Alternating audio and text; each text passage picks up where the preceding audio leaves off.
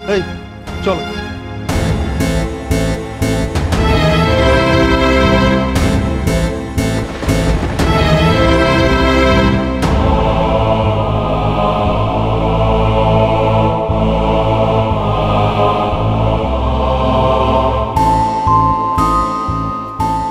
মা, আবির মা ঠিক আছেন তো? ডাক্তার কি বললেন? 3খানা সেলাই পড়েছে, ডাক্তার বলেছে এখন কমপ্লিট বেড রেস্ট, তাই কোনোভাবেই সিকিম যাওয়া এখন হবে না। সবার জানার জন্য কথাটা আমি বলে দিলাম এখানে।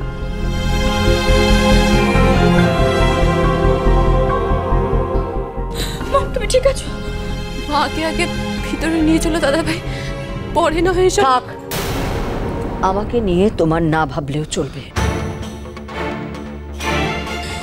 মম মম তোমার তো শরীরটা এখন খারাপ, বলো এখন ওসব ছাড়ো না মম, প্লিজ এখন এসব বলো না। আমাকে বলতে দিচ্ছি, আমি বলতে বাধ্য হচ্ছি।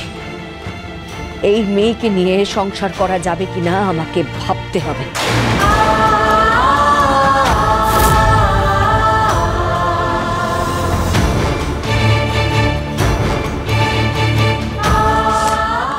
এই মেয়ে থাকলে আমি এমনিতেই অসুস্থ হয়ে পড়ব, আমি বাঁচতে পারবো না। এগুলো মা, ব্যাস বেগম,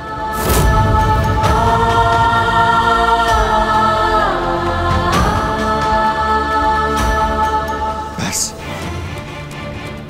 আর নয়। বেগম আমি সবসময় তোর পাশে দাঁড়িয়েছি বলে তুমি যা ইচ্ছে তাই করতে পারো না। তুমি আমাকে না জানিয়ে এত বড় একটা ঘটনা ঘটাতে পারো না বেগম, কারণ এই পুরো ফ্যামিলি, পুরো পরিবার তোমার সঙ্গে জড়িয়ে আছে। আর আজকে মায়ের যে অবস্থা হলো শুধুমাত্র তোমার একটা হঠকারী সিদ্ধান্তের জন্য হয়েছে। আমি প্লিজ বেগম, নিজেকে আর ডিফেন্ড করার চেষ্টা করবে না।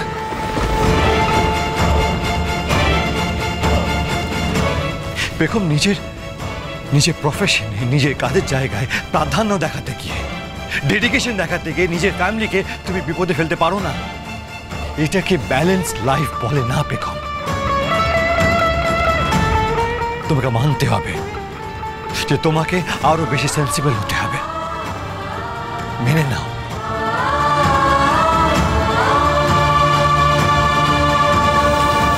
তোমার যতটা বোঝার দরকার ততটা তুমি বোঝো না বেগম। যেটা হলো সেটা ঠিক হলো না।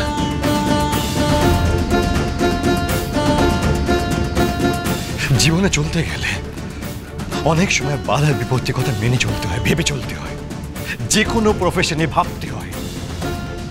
এটাই লাইফ। কারণ সব জায়গায় রেবেল হলে হয় না। আবির এখন বাদ দে না, এই সমস্ত কি হচ্ছে কি বল? বাড়িতে এরকম একটা অবস্থা, তুই কি বলছিস? না দিদি ভাই, এখনই বোঝার সময়। ওর বুঝতে হলে এখনই বুঝতে হবে। আমি সবসময় তোমাকে সাপোর্ট করেছি বলে আমাকে টেকেন ফর গ্রান্টেড নেওয়াটা কি ঠিক বেগম? ঠিক নয়। আমরা পুরো পরিবারটাকে এক করার চেষ্টা করেছিলাম। যে পরিবার আমাদেরকে আলাদা করে দিয়েছিল, মানতে অস্বীকার করেছিল, সেই পরিবার আমাদের মেনে নিয়েছিল, আমাকে মেনেছিল, আমাদেরকে মেনে নিয়েছিল। আমরা সবাই একসাথে ঘুরতে যাওয়া প্ল্যান করেছিলাম। তুমি তো সেটা চেয়েছিলে, তাই?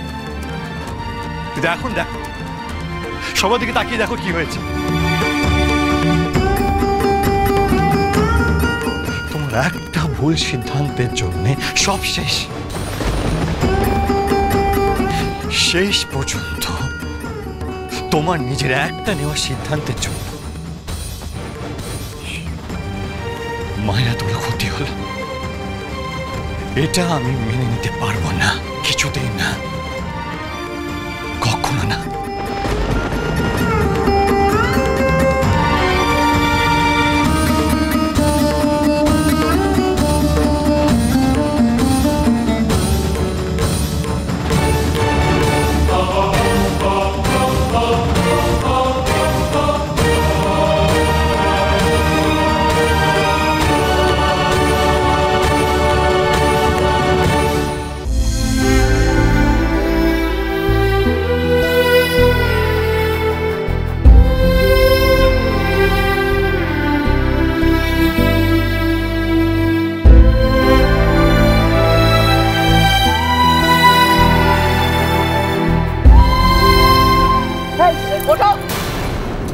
একদম হাত দেবে না।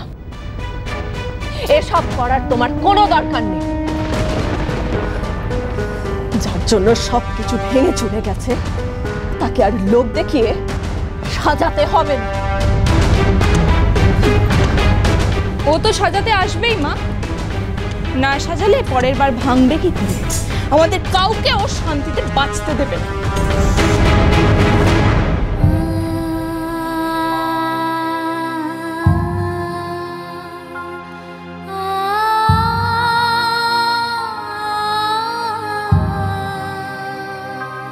আমি কি করে বোঝাবো তোমাদের যে আমি এসব কিছুই চাইনি, এগুলো আমার হাতে ছিল না। তবুও যা হয়েছে সবটা আমার কাজের জন্যই হয়েছে। এই মুহূর্তে তো সত্যি আমার কিচ্ছু বলার মুখ নেই।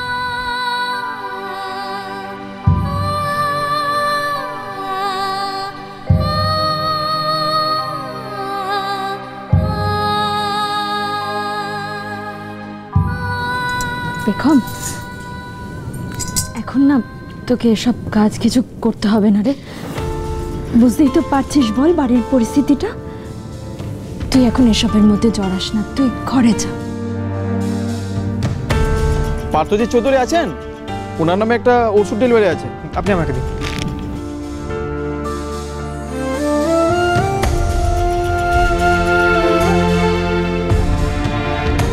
বড় বৌদি, বলছিলাম এই বড় মার ওষুধগুলো ডেলিভারি হয়েছে, তুমি যদি কিছু মনে না করো একটু দিয়ে আসবে বড় মার ঘরে। আসলে ওই পাড়ার ছেলেদের সাথে একটু কথা বলছিলাম বাইরে। আচ্ছা আচ্ছা ঠিক আছে, আমি হাতের কাজটা সামলে দিয়ে আসছি।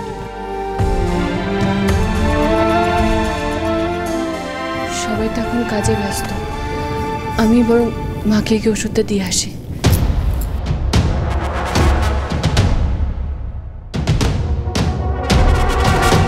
আবির, যখন থেকে মম এসছে তখন থেকে কোনো কথা বলছি না, চুপ করে এভাবে থমথমে হয়ে বসে রয়েছে।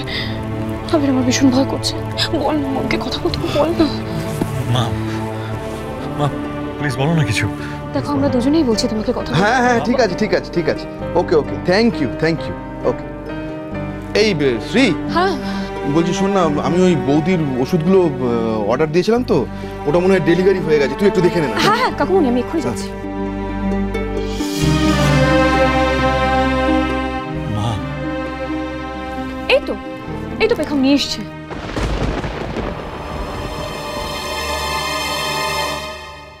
ও কেন এসেছে এখানে? কেন এসেছে ও এখানে? কেন এসেছে? মা কেন এসেছে ও মা এখানে? মা শান্ত হও মা, মা শান্ত হও। কেন এসেছে এখানে? ওকে চলে যেতে বল। কেন এসেছে ও এখানে? মম, কেন এসেছে ও এখানে? মা, কাম এসে কাম মা, সব ঠিক আছে। কেন এসেছে ও এখানে? Everything is fine, everything is fine. মা শান্ত শান্ত। বেগম তো মম, বেগম ওষুধ নিয়েছে আমার জন্য। না না না না, ও এখানে আসবে না, ও এখানে কিছুতেই আসবে না। ওর জন্য ওর জন্য সবকিছু ভেঙে চুরমার হয়ে গেল। না না, আমি জানি ও কিছু না কিছু একটা কিছু, ওর জন্য সবকিছু শেষ হয়ে গেছে। বল না। মা কিছু হয়নি, তুমি শান্ত হও। তোমার মা, আমি কিছু করিনি। এই ওষুধটা প্লিজ বেগম, দয়া করে মুখটা বন্ধ রাখো। দেখছো তো বৌদির কি অবস্থা। বৌদি, তোমার পক্ষে এতটা উত্তেজনা ভালো নয়, তুমি প্লিজ একটু শান্ত হও। এভরিথিং ইজ ফাইন মম, কিছু হয়নি। আমার কথাটা শোনো। ওখানে থাকবে না, ওকে চলে যেতে করো না মম। দেখুন, তোমার কোনো কথা একবার বলে তুমি বুঝতে পারো না, তাই না? ওই ওষুধটা এসে গেছিল, তাই আমি নিয়ে এসেছি। প্লিজ, বাড়িতে আরো অনেক লোকজন আছে, মাকে দেখতে পাচ্ছ না? এত কিছু বোঝো, এটা বোঝো না যে মা তোমাকে দেখলে উত্তেজিত হচ্ছে। এখন মায়ের ওষুধের চেয়েও বেশি দরকার স্টেবিলিটি, সিকিউরিটি। আমি মায়ের ক্ষতি চাই না আবির।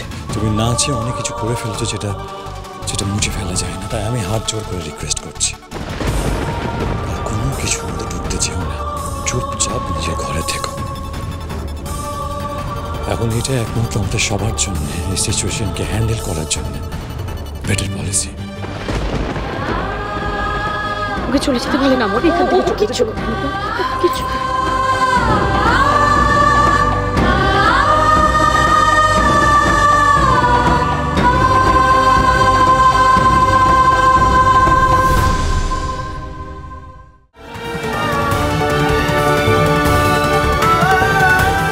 সঙ্গে একবার অন্তত কথা বলো আবির। বেগম এই সময় ঠিক না কথা বলার জন্য।